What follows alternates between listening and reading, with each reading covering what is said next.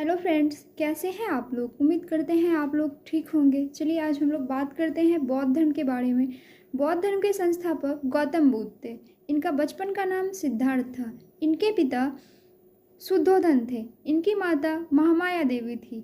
जन्म के 7वें दिन ही इसकी माता महामाया देवी का देहांत हो जाता है। इसका लालन पालन इसकी ही मासी प्रजापति गौतमी द्वारा किया जाता है। प्रजापति गौतमी इसकी सौतेली माँ भी होती है। गौतम बुद्ध बचपन से ही एकांत में रहना पसंद करते थे, जो कि इसके पिता के लिए काफ़ी समस्या की विषय बनी हुई थी, क्योंकि गौतम बुद्ध ही उस शाक्य कुल के, इसके पिता शुद्धोधन शाक्य कुल के सम्राट थे। तो शाक्य कुल का एकमात्र उत्तराधिकारी गौतम बुद्ध ही थे। तो इसके पिता के लिए ये चिंता का विषय बना हुआ था। तो इसके पिता इसकी शादी यशोदा नामक लड़की से करवा देते हैं, जो कि उस समय की सबसे सुंदर कन्या होती है।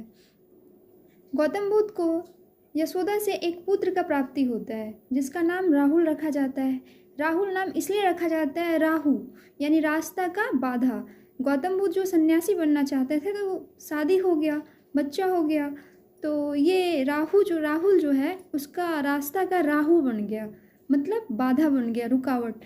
लेकिन गौतम बुद्ध इन सब चीज़ों में कहाँ लीन रहने वाले थे। वे 29 वर्ष की अवस्था में आधी रात को पत्नी और बच्चा को सोते हुए छोड़कर निकल पड़े ज्ञान प्राप्ति के लिए। गौतम बुद्ध को बोधगया में एक पीपल के पेड़ के नीचे ज्ञान प्राप्ति हुआ, लेकिन इसे ज्ञान प्राप्ति के क्रम में कुछ वर्षों तक भटकना पड़ा। यहाँ तक से कि वे एक वन में तपस्या कर रहे थे।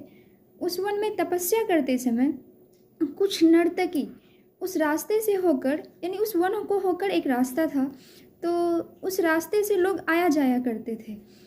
तो जहाँ गौतम बुद्ध जिस वन में तपस्या कर रहे थे, तो उस वन से होकर कुछ नर्तकियों का झुंड गाते हुए निकलती है कि वीणा की तार को इतना भी टाइट मत रखो कि वो टूट जाए, और इतना भी ढीला मत छोड़ो कि वो बजे ही नहीं।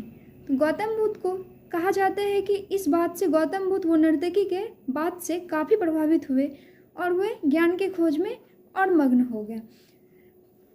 फलतः वैशाख पूर्णिमा के दिन बोधगया में पीपल के पेड़ के नीचे उसे ज्ञान की प्राप्ति हुई, जिसे बोधगया भी कहा जाता है। ये पीपल का पेड़ बोधगया में आज भी है। ठीक है, आज तक का यहीं तक।